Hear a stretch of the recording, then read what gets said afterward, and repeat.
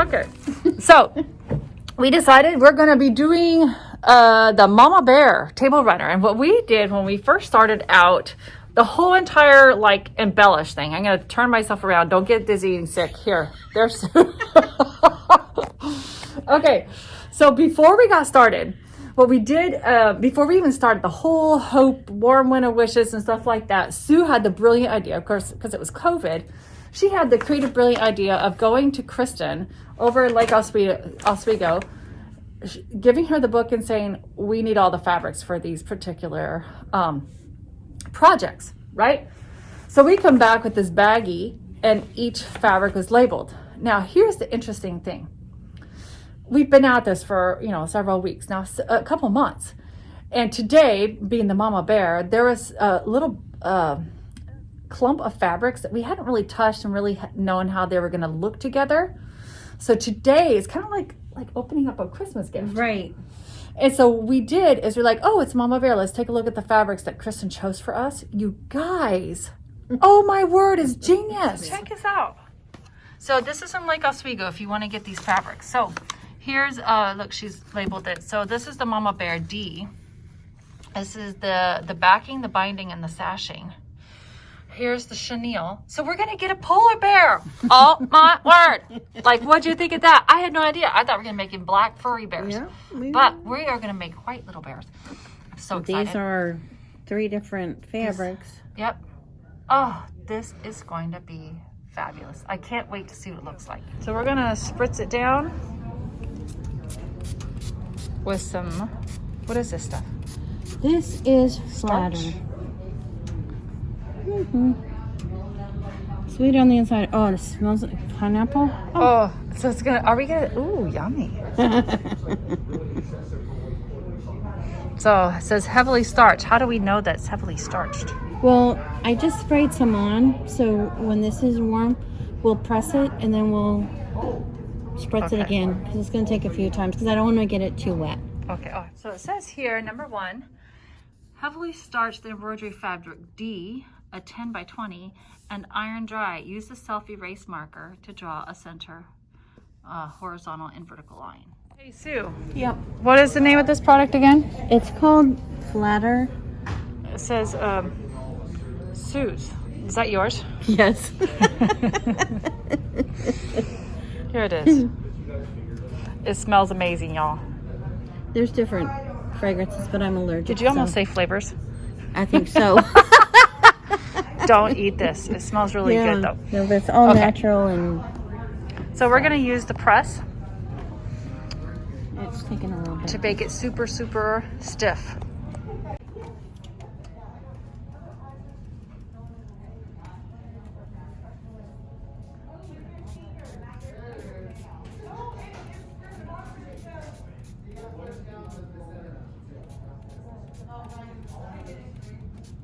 On black, I can't see it. Oh. So I don't know if I missed this spot, but we'll just let it sit for a minute and kind of soak in. Let's see. This will work. I'm going to fold my fabric in half. We've been doing this all along, too, with showing where the centers are. Yeah.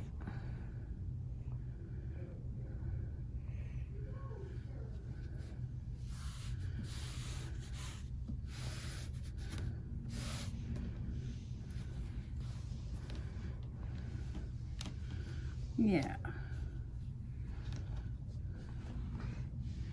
Well, I can.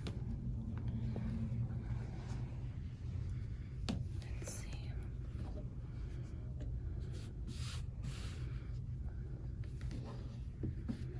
There we go.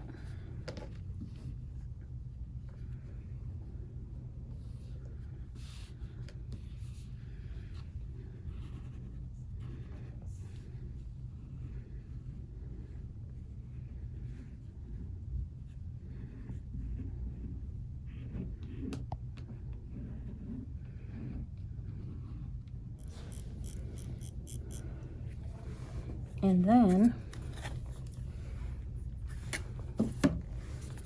I can do this. Make sure I'm on the straight. Ooh. The nice part about these rulers is they stick. The other part is when you just need to move it a teens, it doesn't want to go. Almost like a magnet, huh? Yeah. There we go. Now, this is 10, so we're going to do it like this. Because of our dark fabric, we are going to mark 5 inches.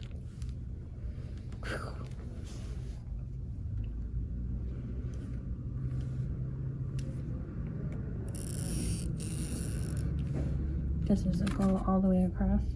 Okay.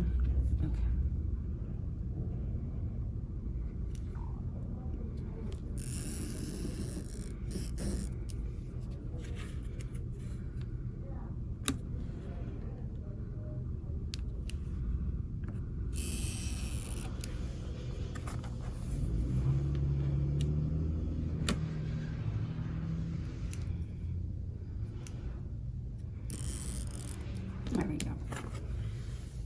We're learning a lesson in that because they wanted the fabric heavily starched, what happened was that when we spritzed the starch and then ironed it, it ended up shrinking the fabric and warping it a little bit. So Sue was recommending that you would want to pre-wash or spritz your fabric beforehand before you cut it. Anyway, there you go. You get to make yours better than ours. Cut a piece of fusible tearaway 20 by 26 with the medium low temperature iron and center and press the tearaway to the wrong side of the embroidery fabric D. And I cut a topper larger than the embroidery design.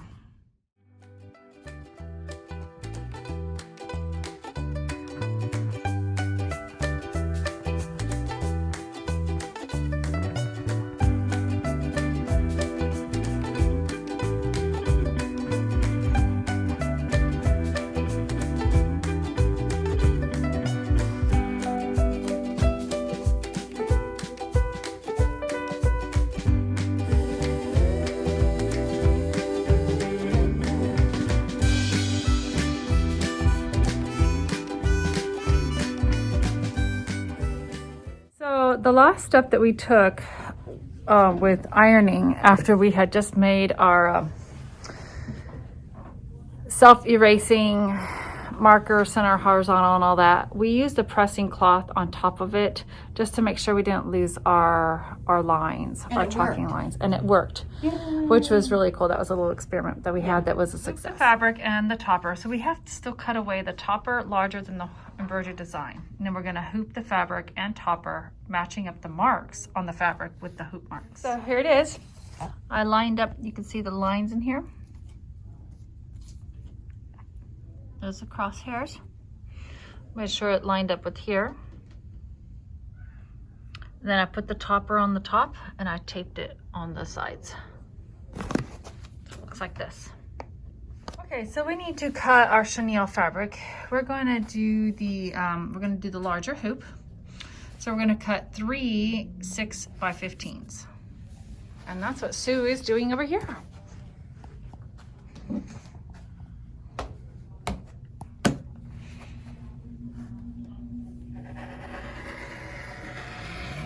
You're double tasking it, aren't you? Double tasking? Triple tasking. Look at them all. Well, I just folded them all. Fabric in half so I could cut the Look at that. width of them. She put them all together. You're so clever. I would call it lazy, but Oh, clever. that's what my mom would say. Okay, so I have it on 6, so I'm just going to 12. Okay. So just the randomness, but and also my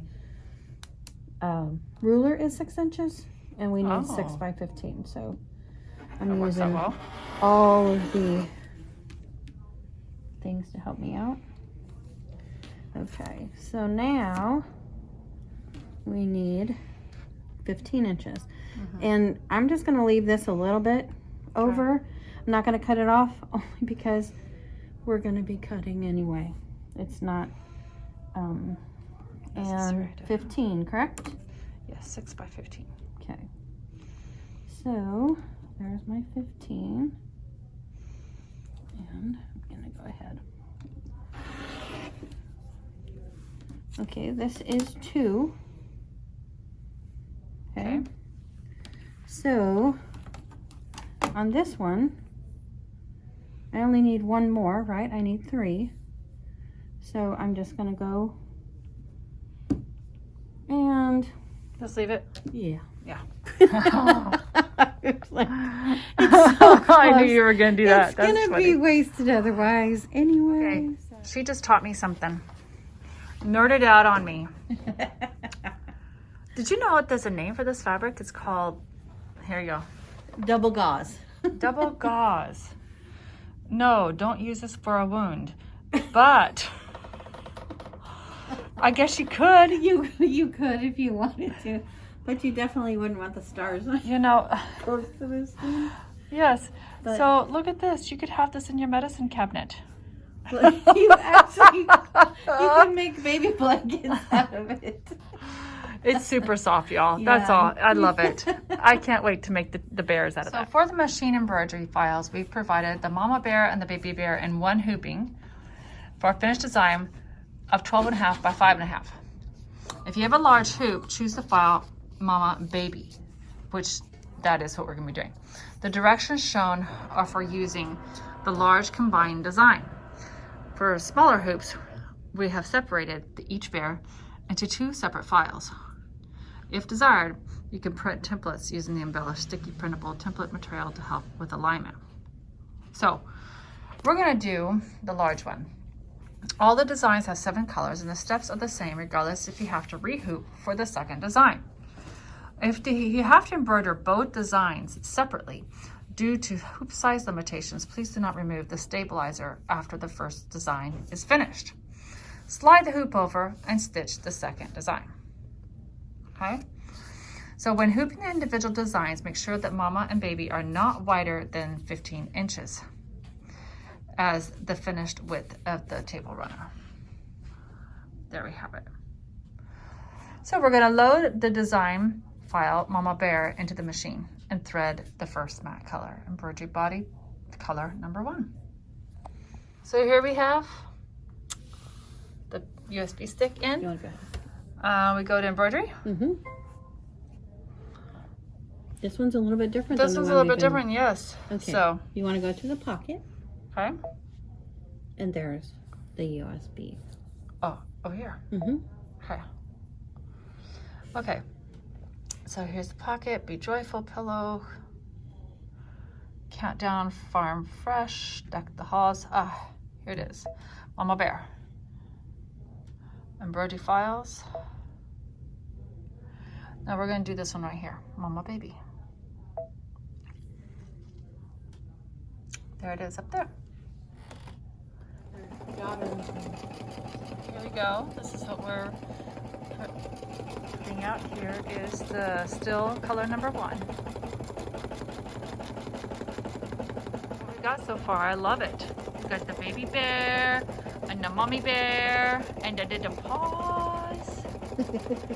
Can't wait. I think we're going to make the eyes. We're going to make them black. As long as they don't look scary. Of course, we won't be able to decide that until later. And then I'm going to put the ears. I'm going to make the ears this beautiful gold color. Color number 2 is, you got to look really closely. It's the little bitty ears. Oh, is it the eye ears or eyes? Looks like it's the ears. Let's see. It's the nose, which makes sense. Why? Look over here. It's super close together. Okay, let's do those noses. This is, we're going to make the noses black. Here we go.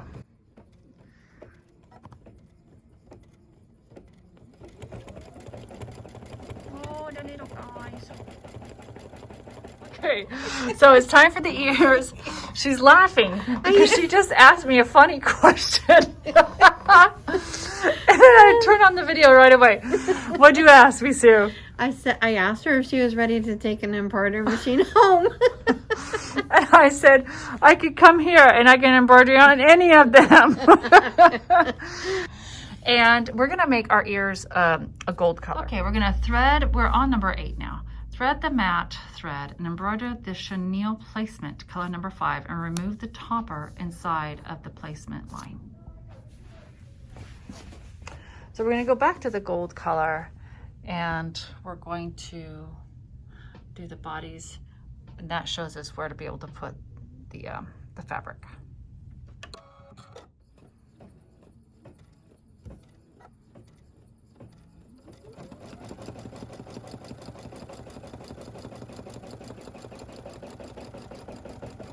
Okay, so it says, see the cutting instructions to determine which size of chenille fabric is needed for the design file you're embroidering.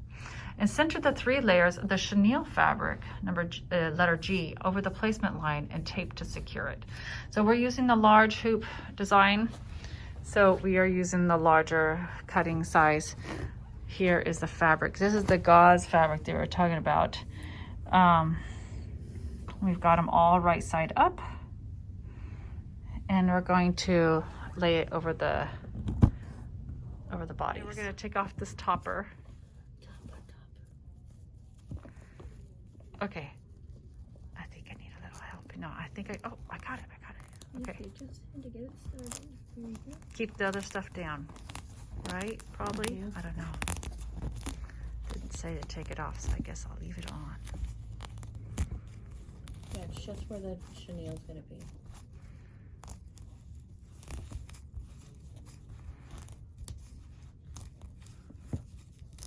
There it is. 1, 2, 3. We're ready to put down the chenille lines, the channel lines. So, embroider the chenille channels and the trim line, color number 6 and 7, and trim outside of the shape with the scissors, like that.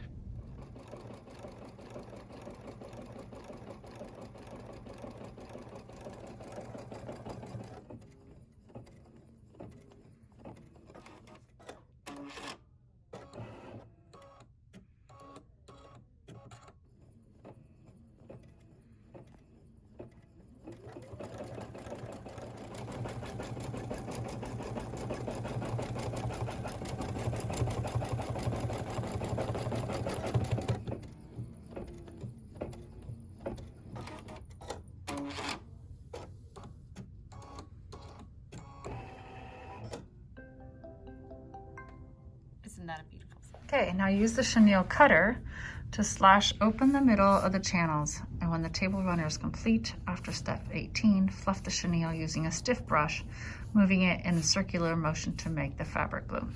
So what we're going to do is we're going to, first of all, trim outside the shape with the scissors, and then we'll take off the basting stitch around, and then we'll slash through the middle of the channels.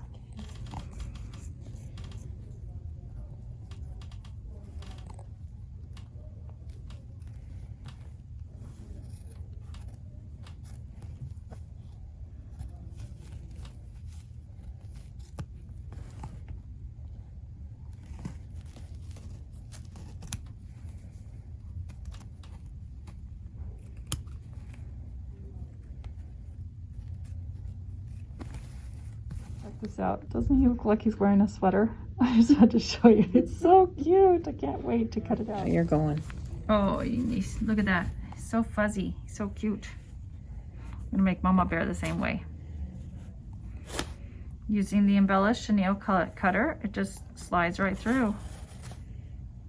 And by keeping it in the hoop, it just makes it taut and easy to do. That's cool. Good point. Keeping it in the hoop.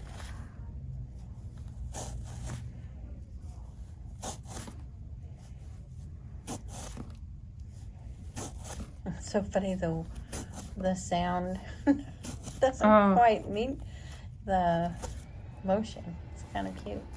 Okay, look at that. Yay! Oh, look at that. Nice. All right, so now we're gonna take everything off and see what it looks like and set it aside.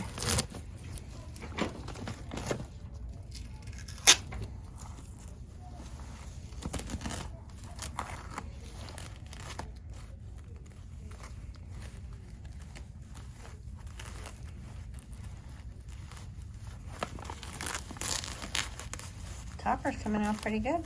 Yes, it is. It's very easy. Oh, so cute. Turn around. Oh, look at that. Super cute. Yep, very cute. So here's the back side. Here's the front, back, and we're going to use a topper to make sure it doesn't stick.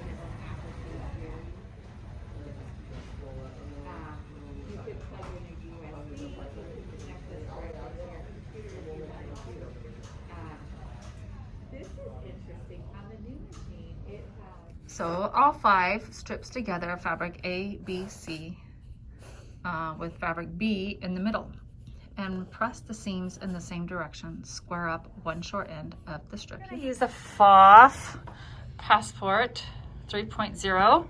We're going to do the walking foot. We're going to, right? Yep, pull it down. Yeah, okay. We're going to make sure the teacher says it's okay. Here, we're going to put it down. And I'm going to sew these pieces together, right? Yep, but first, you're going to practice. What? Yeah, practice. What? Teacher says I have to practice. Okay, so I'm gonna use this little thingamabobber. Guide. A guide. And it's we're gonna set it at 1/4 inch. I gotta do my practicing. I'll see you after I'm done practicing good enough, says the teacher. Yes, may I help you? Here's my practice. Oh, let's see.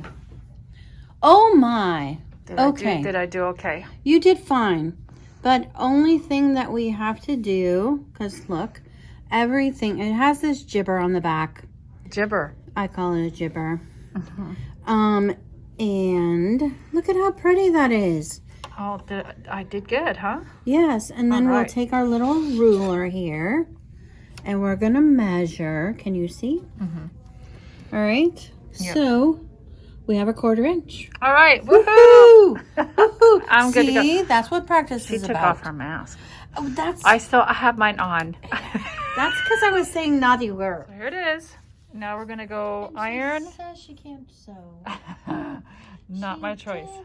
And then we're going to. She's cheering me on. Yes. All right. So we're gonna iron it now, making sure that all of these things are all ironed the same direction, and then we're gonna trim it up.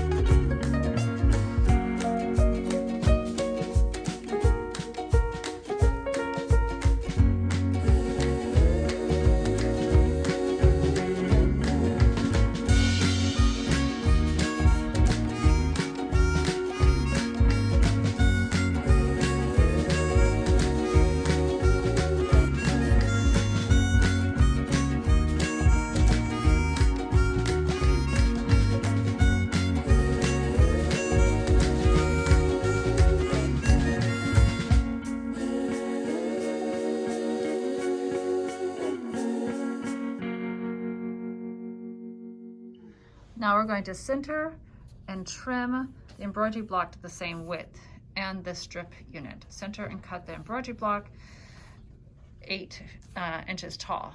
The block should measure the same width as the strip unit by 8 inches tall.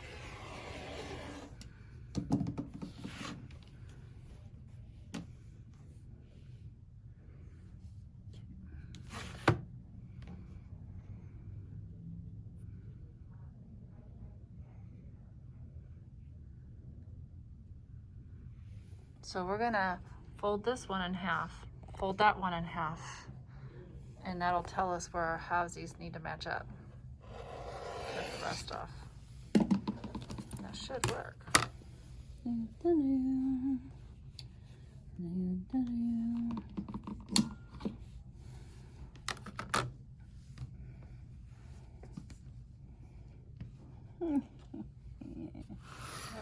So trim the length of the sashing strip fabric E to measure the same width as the strip unit.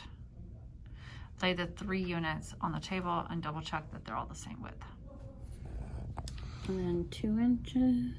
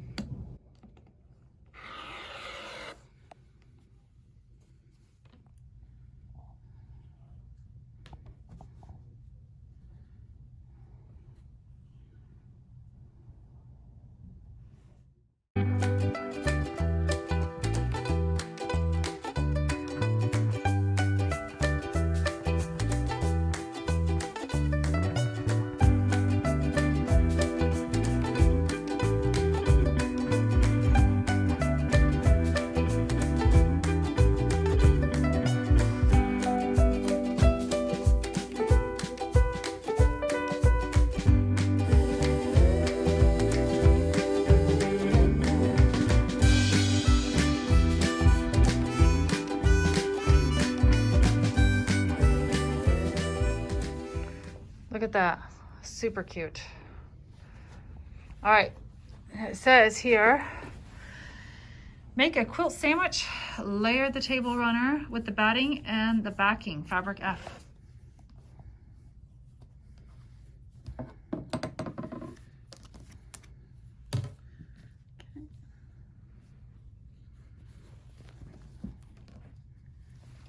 Then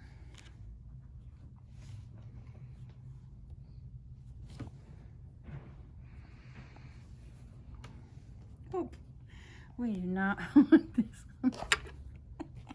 We don't want that in our sandwich.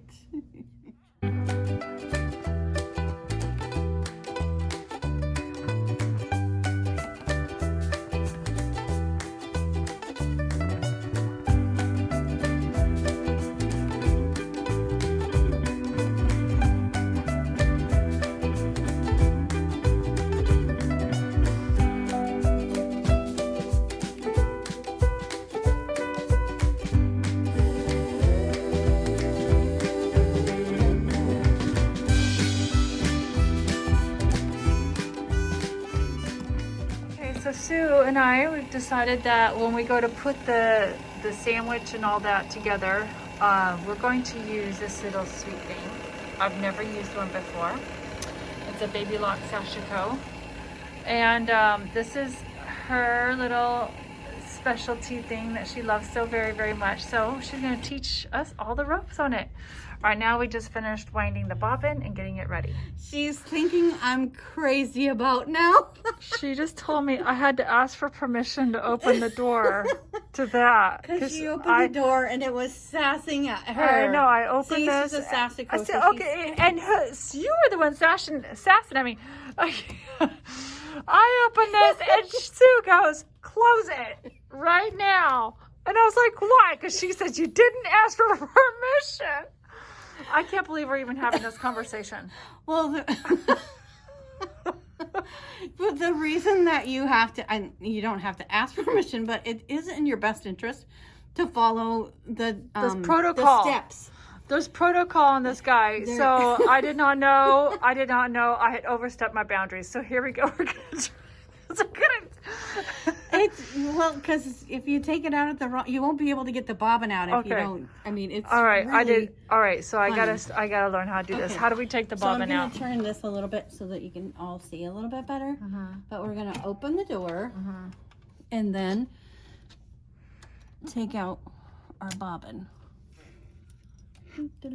And although it does use a 15 class, and although it looks pretty much like all of our other machines, you have a couple of different, so this is how our usual one works.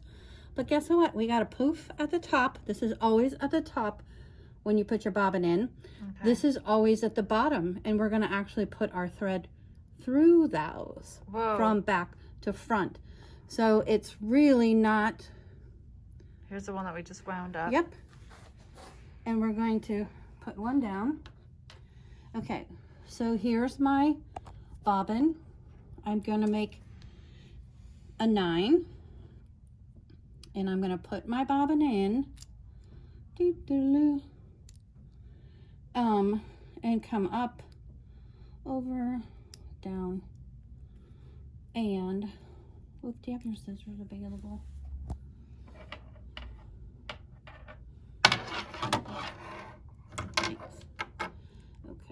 because this one was a little bit wonky, so I want to get it a little straighter because I have to go from back of the bobbin to the front of the bobbin. Okay, there you go. So that's how your bobbin is going to look. This comes out to the front, this goes to the top. I need to see a little bit this time. All right, so notice down here there's a little groovy thing. That's where your bottom, where the tail comes through, that's where that's going to be. So we're going to first put it in, turn it, make sure that it clicks. The most important part was anchoring. Put it in there, pull it. Okay, that's the anchoring. Mm-hmm. Okay. Ladies and gentlemen, the Sashiko. She's doing it. And I think she's having fun too. Yeah.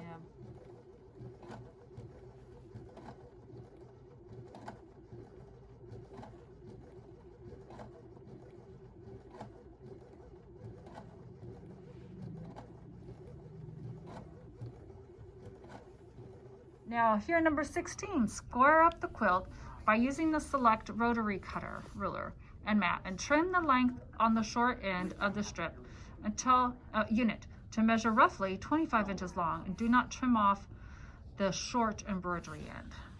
And then cut and sew together all the strips of binding on the bias to make one continuous piece of binding. And here's a picture of it. So let's try it. I'm going to show Sue. Sue told me a story. Oh, do tell. I would like the whole rest of everybody to hear your story, your beginning of time story.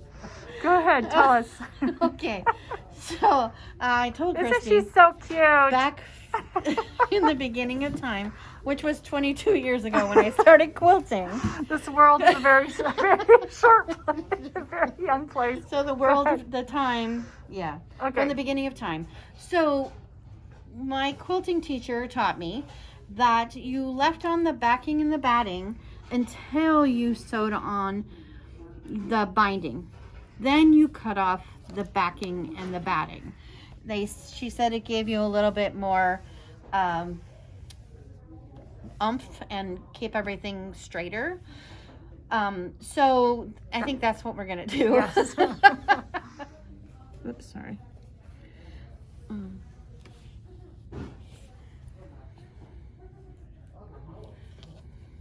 I did my 45 onto my piece. So then I will sew it down here, and then when I fold it back, I have one continuous piece. And I'll do that a second time for the other piece because they had us cut 3. Okay. Okay. One right side. And did you see what I did? I folded it back to be sure it was going to go the right direction. Oh, okay. All right, so now I've lined them up. Then I'm going to take my ruler, and right here on the ruler, this direction, it says 45.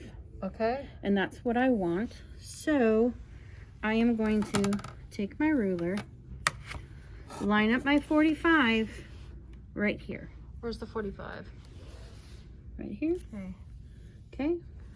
Like that. Mm-hmm. So if that's, then that means that this correct. is at the right angle. Mm-hmm. Yep. Oh, you have to do some mental gymnastics for this. So then I just mark the 45. And then I pin it.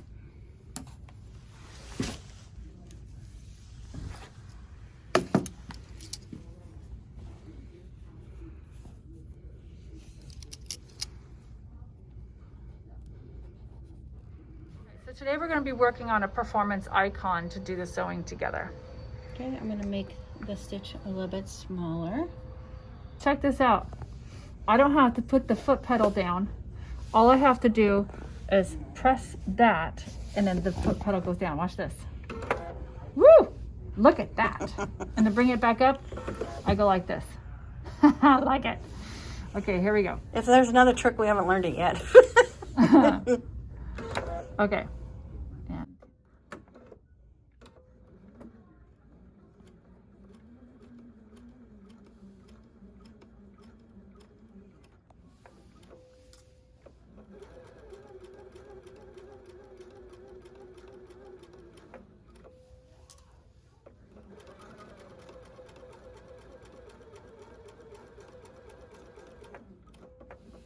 And you can cut it.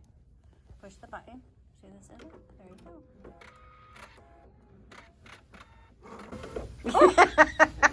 It just does all the stuff. It's like, sounds like R2D2. Nice again. Ready?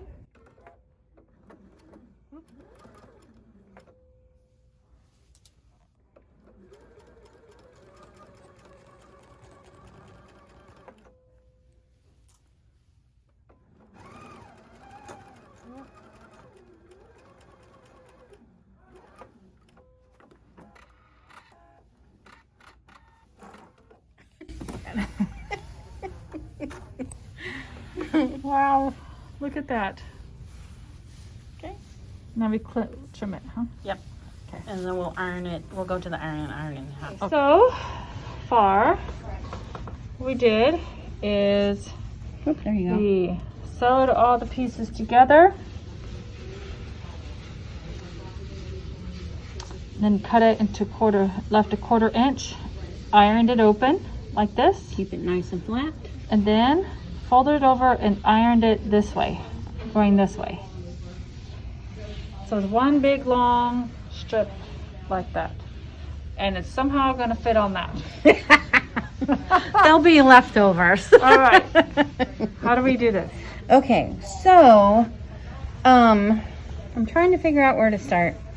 It doesn't really matter, but I will start at the bottom just cause.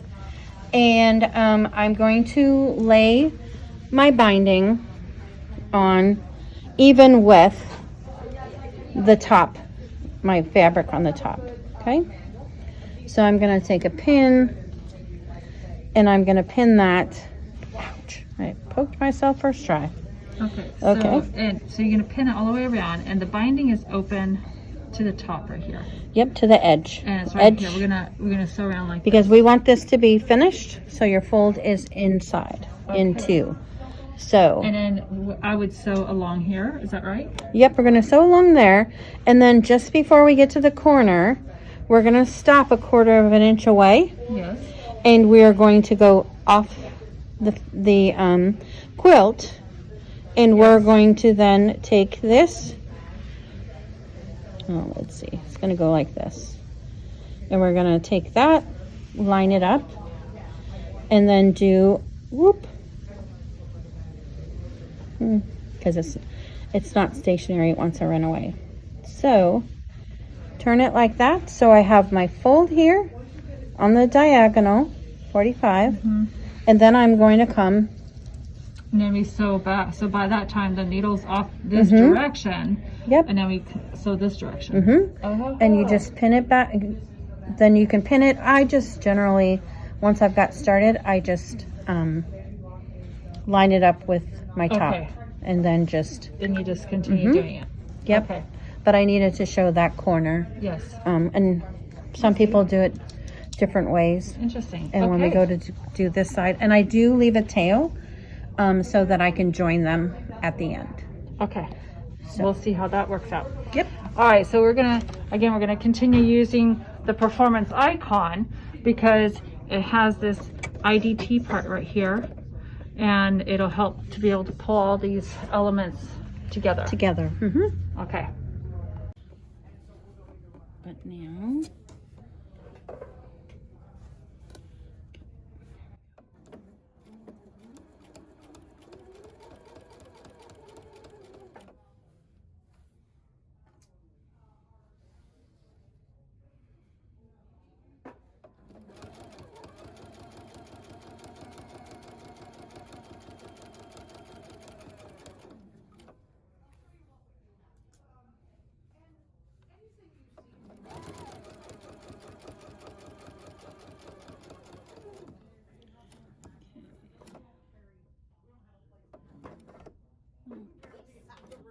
Oh, did you see that?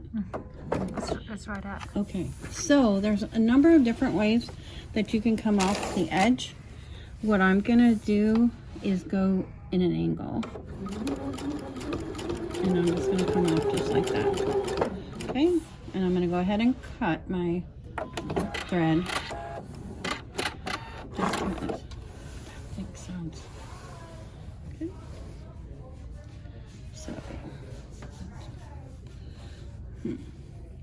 So I want to come this way. I want to make it straight. So it comes straight along, right along that edge.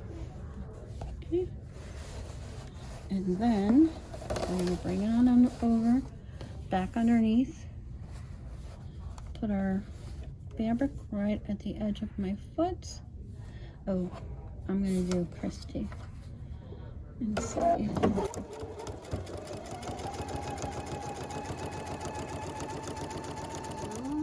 This is how we're gonna finish up.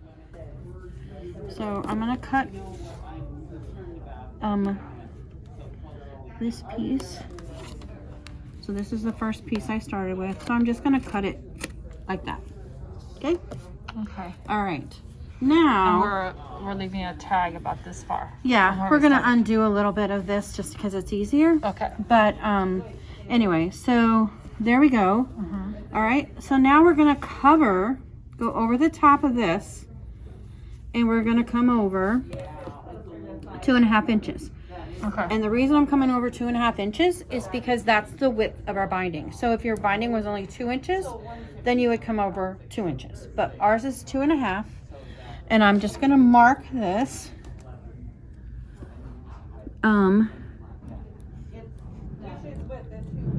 Okay. Hold your breath. Here it comes. Cut. All right. Now we have to figure out how, because remember the 45 that we did on the putting the pieces together? Yes. We need to do that same 45 now. Okay. Okay? Gotcha. Okay, so what Sue's been working on is she's been working on the 45-degree angle, and this kind of, you know what it reminds me of, Sue? What? This reminds me of the stocking. Oh, yes. Where you have to like pin it and try it out and see it if it actually works, because there's such a mental gymnastics to this last bit. That's what she's been doing. She's been pinning it and then figuring out if it lays down, and then she applies the 45-degree angle with that nifty Quilter Select ruler, and then yep. So we're still trying to make it. Yeah, we're trying to still make it lay down. So don't worry, keep it going. And hey, if you got some tips and tricks on how to be able to do this, tell us. Share the wealth.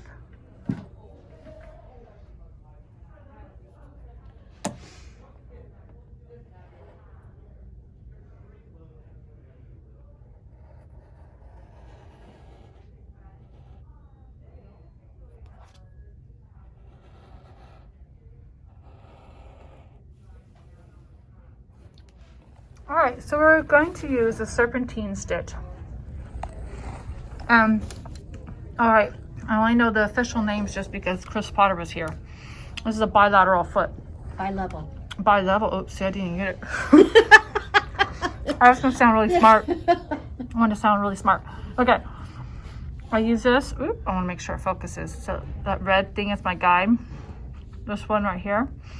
If I just keep that right here along the edge, then the wave will stay within right inside the binding. Okay. We can change the speed right here as I'm sewing. So that is nice. All right. Wish me luck.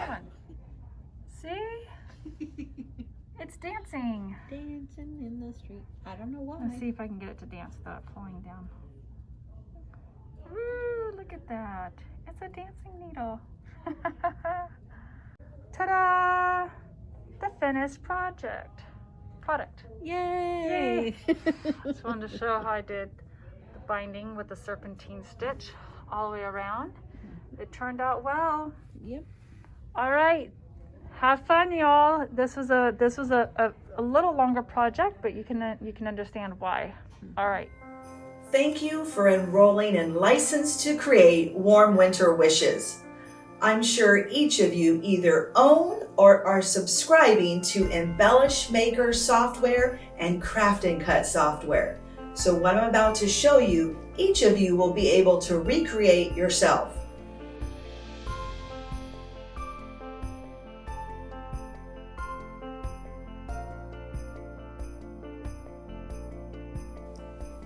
I love this Mama Bear table runner. What's really cute about this is the fuzzy, warm feeling you get from the mama and the baby chenille bear. This design was created in Embellish Maker software, and I would love to show you how easy it is to create these designs. I have the SVG files opened in Embellish Maker. You can select File and Open and find the bear to work along with me.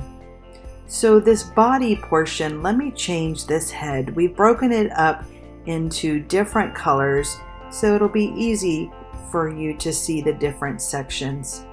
The first thing that I'm going to do is take his feet and fill them with stitches. Now over in the sequence window, first of all, let me show you that over here there are 0 stitches. This is all artwork, but if you have artwork, wow, check this out. I'm going to open my Convert, and then I'm going to open or click on Standard Fill. You know what? I have just made fill stitches. Now I'm going to change this into something darker, and let me just show you with the slow redraw, I've created stitches. If you wanted to add a little bit of underlay so that you've got zigzag underneath here, you can select on the properties window and you could add a little more underlay if you wanted to, and then click apply. Now over in the sequence window, we'll close that, and we've generated 3,000 stitches in a click of a mouse. I'm going to do the same thing here. I'm going to select the head. Notice how these are all grayed out. That just means I have a tool attached to my mouse. I can click the select tool to get out of that function, and I can select standard fill again. And when I'm done, I've got beautiful bear. Now maybe you want to change the angle of the stitches. I can select it, select the shape tool, and here I have a little line that I can drag to change the angle. Click off of the design, and I've just changed that angle. Let's go back in the sequence view. Now I've generated 6,800 stitches. So for the eye, the ear, and the nose, we'll do something different. We'll select the nose. Notice again, these are grayed out, and that just means I need to select this tool to get out of the previous function. I'm going to select the nose, standard fill, and I want to zoom in here on the nose section. And when I click off, you can see I have this little fill area. But something that I like to do is click in the properties window, and I can change to all of these different types of standard fill stitches. I'm going to choose satin and then choose apply, and you can see that looks totally different. How much nicer that looks. Now I'm going to add some underlay, so I'm going to add a full lattice and click OK. And what has happened is when I go to the slow redraw, you can see I'm going to add some foundation stitches to give it a nice raised padded look. I'm going to do that same thing with the eye and the ears. So I'm going to select them one at a time. Notice I have something attached to my mouse, one of the tools. I'm going to click on the select tool, click on the fill, change it to a satin, and for this I'm not going to do the full lattice because it's small. And then I'll come in and select the ear, select fill, properties, satin, and I will do a full lattice and apply. Right there I've got everything except for the body. So on the body I'm now going to turn it into chenille. How easy is this? I can click one time and select chenille. I'm going to undo this because we did have a trim line on that chenille that stitched after the channels. To make that, simply select this, copy, paste, and now turn it into a different color. So now we have 2 of these bears. I'm going to hide this bear by clicking in this area and just hiding that layer for now. Let's select this bear, one click on chenille, and I'm done. Now if for some reason you wanted the channels to go in a different direction, in the properties window under angle, you can have them going a different direction. Now when I'm done, I am done. I have all of this created except for this last little trim line. So I'm going to select everything by selecting Control and the letter A, and then I want to group this all together. Under Modify, I can choose Group. Let me close all my tools, and let's deal with this very last color. I need to turn the layer on by clicking in that same place, and I just want a run stitch to go around the chenille so it's a trim line, and I want it to be 6 millimeters, a very long stitch length. I'm going to select Convert, Run, click on the Properties window and change it from the standard 2.5 to 6 millimeters. I'm done. Let's just go ahead and see what this is going to stitch out. I'm going to embroider my feet, the head, the nose, the eyes, the ear, the chenille channel, and the trim line.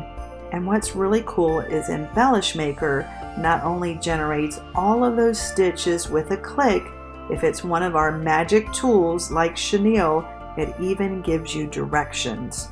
So now that I'm done, I'm going to save this native WAF file, click Save. Now I need to save it into the format that my embroidery machine will read. I'll choose File, Save As, click on the file type and choose the type that my embroidery machine requires. Then I'll copy and paste this design onto a USB stick, and I am ready to sew it out. Now we've given you also the baby bear so you can follow along with me to create the baby. So we'll select the baby bear, the SVG files, and now you're ready to go to do the same steps for the baby bear.